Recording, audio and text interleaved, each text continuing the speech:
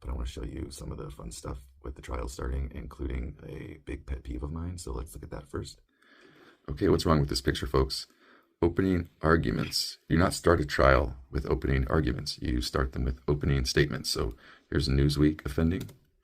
Here's Fox News offending. Here is, let's see, the New York Post offending. Let's try to refresh that so you can see what I'm talking about. Opening arguments. Who else is offending?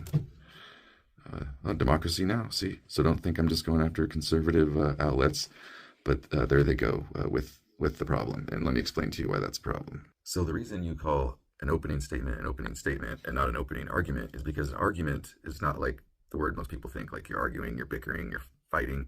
An argument is sort of like an if-then type of statement, right? Where you're saying like, the evidence is this way, and that shows so-and-so acted in this way, and therefore, because the law is what it is, they're guilty, they are not guilty.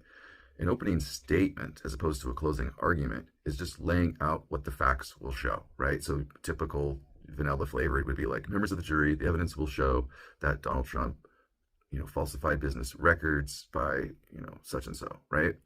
Now, here's the little inside line though. As a lawyer, you try to make the opening statements subtly opening arguments. So when the jury's hearing this sort of like play-by-play of what the facts in the case are going to be, you're really just giving them like these subtle ways of looking at the case, your actual argument, and they'll see it coming. Now, what happened? So what happened in the opening statements in Trump's case, right? Well, the prosecution obviously laid out their case and why they, why the facts show that Trump's guilty of the crimes he's accused of. What they're also going to do is lean heavily into the weaknesses of their case. The last thing they want to do is have Trump's attorneys go up in their opening statement and bring up facts that the jury will see that the prosecution has not already mentioned, right? So they're going to talk about what a liar Michael Cohen is.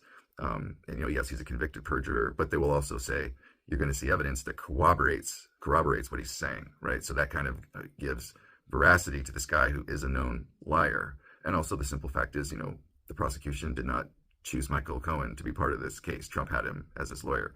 Now, Trump's attorneys have offered really like kind of nothing new to the jury in their opening statement.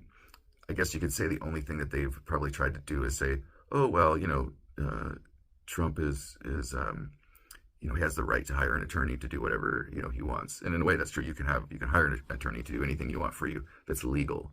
You are not allowed to hire an attorney to commit crimes for you.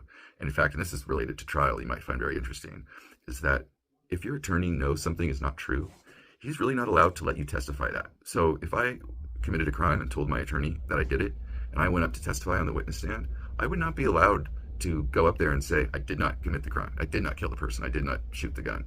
If my attorney knew that, he would be required under the rules of professional conduct to actually inform the court that there was untrue testimony. So there's actually a lot of limitations to what a lawyer can do for you within the bounds of law.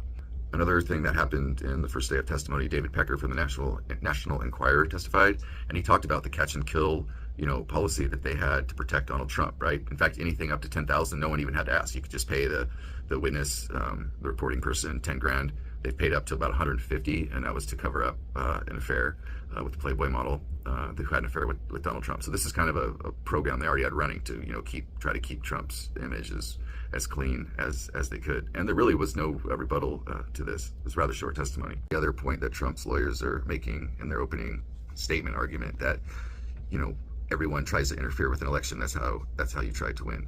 Well, you're not allowed to break laws to interfere with the election. You're not allowed to falsify business records to interfere with the election. And that's the key to the case here. So not really worried about much else so far.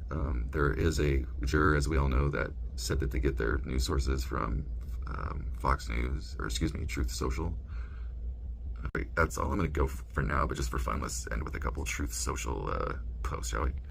Here's Trump saying every legal scholar and expert says that the Soros-backed prosecutor has no case. Again, this is not true. There's plenty of legal scholars that says this is a strong case, including some pretty rabid conservative legal scholars, like Ty Cobb, for instance.